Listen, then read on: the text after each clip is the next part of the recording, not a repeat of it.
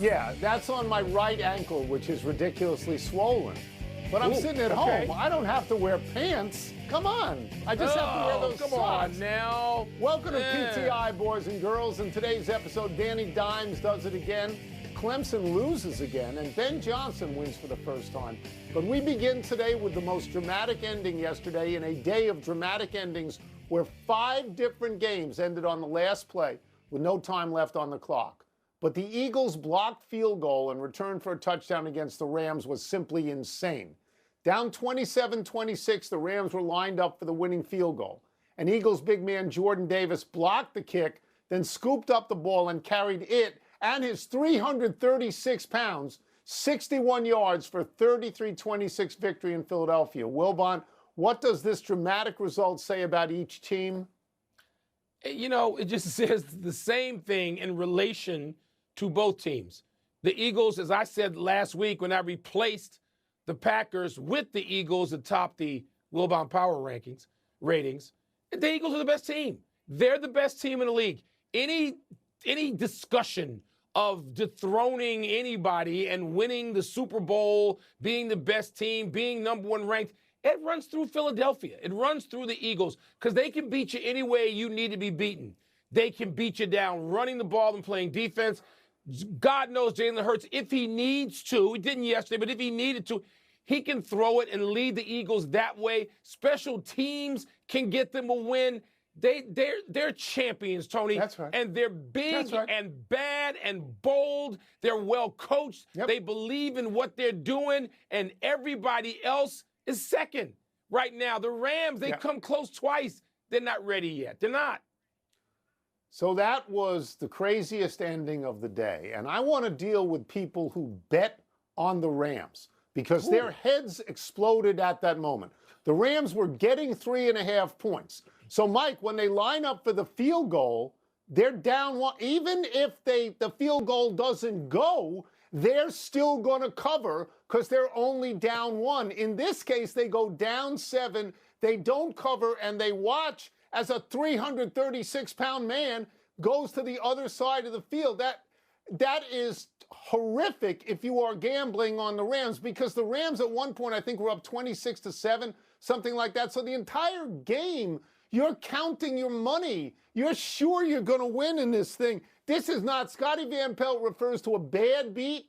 This is not a bad beat. This is the worst beat. And now I will agree with you completely on the Eagles. They're a terrific team, and they have been for a while.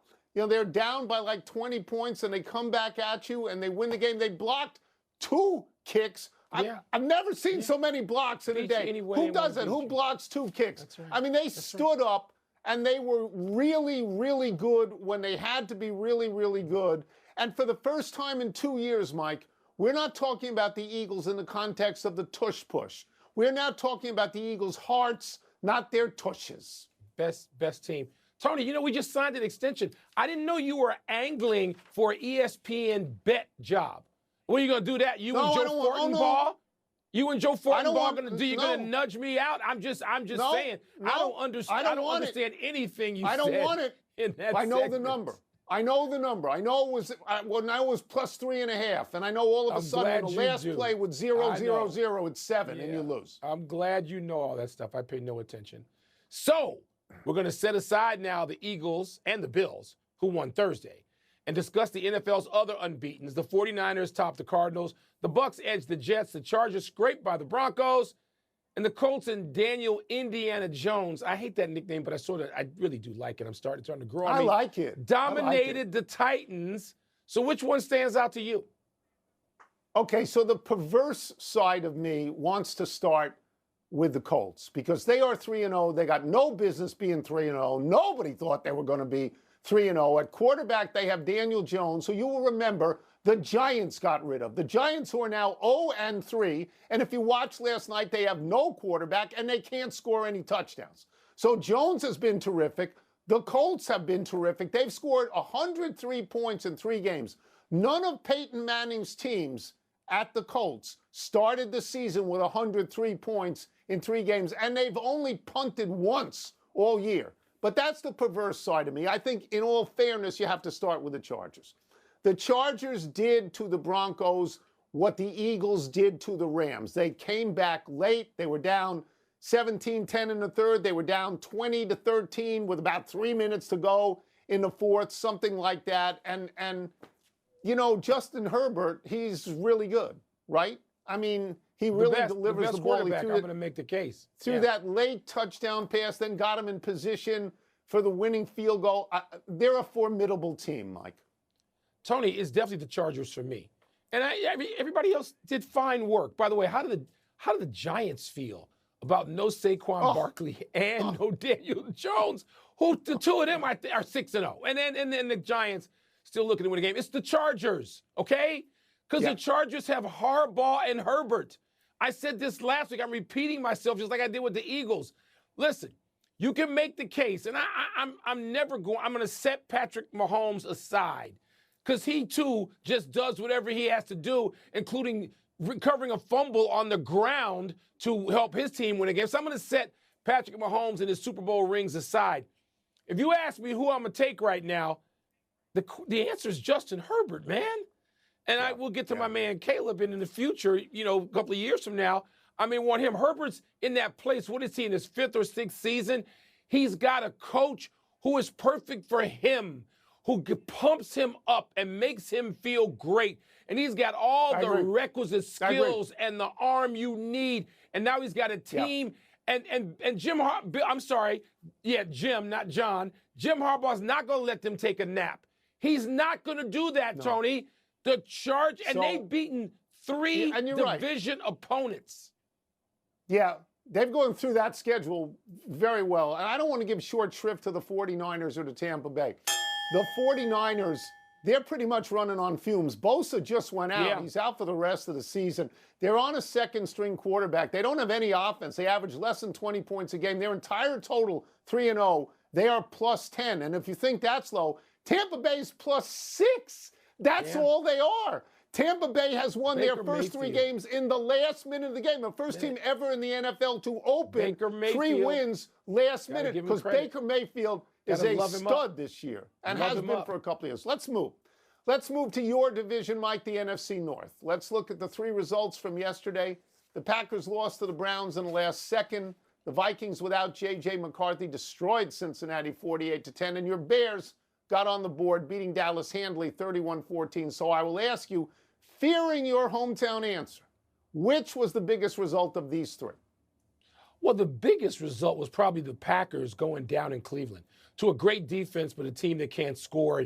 Jordan Love throwing that stupid interception late.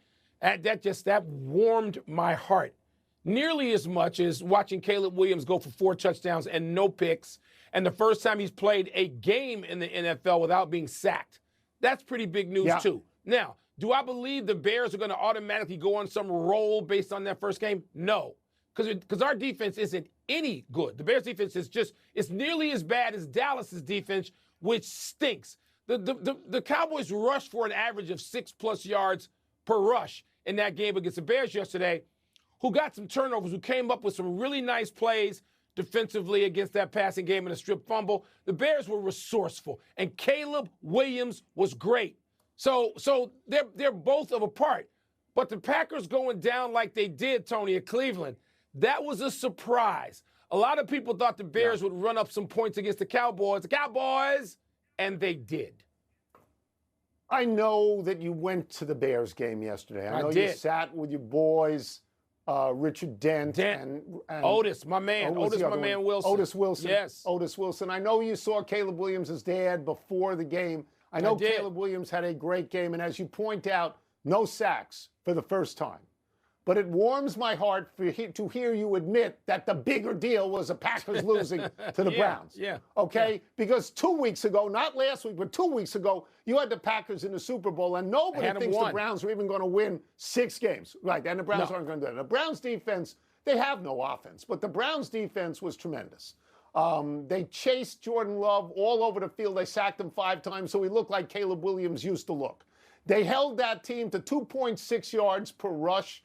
They held them to 10 points in the game and no points in the fourth quarter. And they, too, blocked the kick. Everybody blocked the kick yesterday, and they won late. And that was tremendously surprising. Neither of us can make a judgment on Minnesota because when both starting quarterbacks are out and you get a result, you don't know. Time to find out what matters to the masses. I got the mailbox here. Let me put on my glasses and get the first one.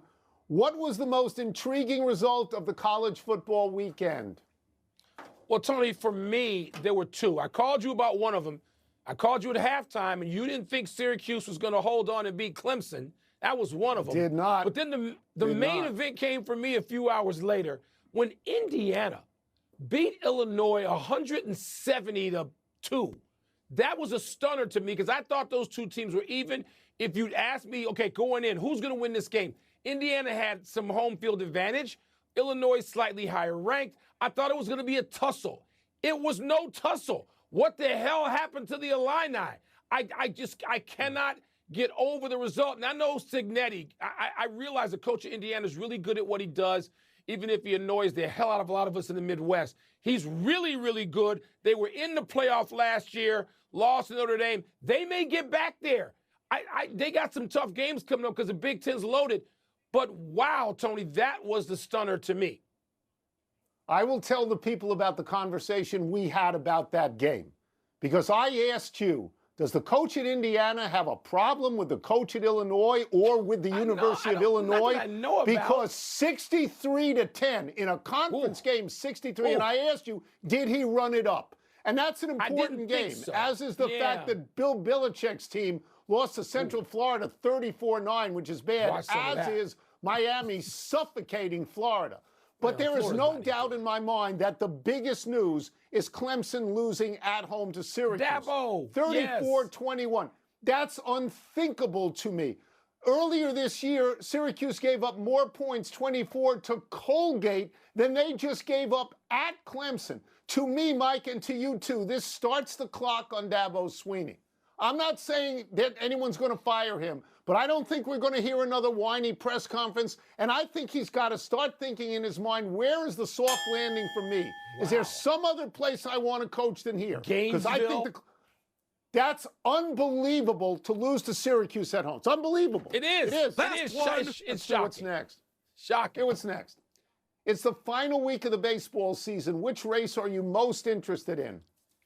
Well, I'm still interested. I know that the Mariners just sort of put some distance between themselves and the Astros. I get they went down to Houston, and they went. I still care about the National League, and I know the National League is not as interesting as the American League. So I'm going to take something that, again, as a child of the Midwest, interests me specifically, and that's Cleveland and Detroit. That shouldn't have been a race. I mean, Detroit led by such a wide margin some weeks ago that I would just look at the standings and go, okay, I'll check back when we start doing the seedings the 1st of October. There was no way the Guardians could catch the Tigers, and now they can. And so it's that race head-to-head, Tony, head-to-head. I understand that. Detroit was up by 15.5 games. They're now up by 1, and they got to go to Cleveland starting tomorrow night, I believe, for 3 games. But that collapse is not close to the Mets. I am looking at the wild card, the 3rd wild card in the National League, where the Mets are now even with Cincinnati, child of the Midwest, and 1 ahead of Arizona. On August 1st, the Mets record was 62-47, and since then they are 18-29, and Buster Olney told us last week, if they don't make the wild card, it's going to be the biggest collapse in history. And I just want to say one thing about that game yesterday that they lost to the Nats. They lost 2 out of 3 to the Nats. Jacob Young made one of the greatest catches I have ever seen yesterday. He made 2 great catches. But the first one, he takes the home run over the wall, brings it back, and then loses the ball. The ball is falling to the ground. He kicks it with his right foot, kicks it in the air, and makes the catch, and it's an out. And that is just a marvelous catch. Absolutely marvelous catch. It's enough email. Let's take one last break. Still to come, Bruce Pearl makes a surprising career decision. What's the big takeaway from the Chiefs beating the Giants? The Cubs went in the tank, hadn't lost 4 games in a row all season, and just gave 4 to Cincinnati. Now, I understand resting people. I understand getting the playoffs in the playoffs. The Mets could miss the playoffs after all this.